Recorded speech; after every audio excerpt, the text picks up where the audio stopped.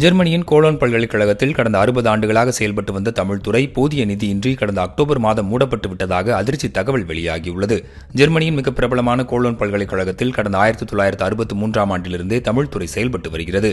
தமிழ் இலக்கியங்களையும் தமிழ் மொழியின் முக்கியத்துவத்தையும் ஆய்வு செய்யும் நோக்கில் இந்தியவியல் மற்றும் தமிழ் ஆய்வு நிறுவனம் இங்கு இயங்கி வந்தது. இந்நிலையில் நிதி பற்றாக்குறையால் கடந்த அக்டோபர் மாதம் முதல் தமிழ்துறை மூடப்பட்டுள்ளதாக தகவல் வெளியாகியுள்ளது.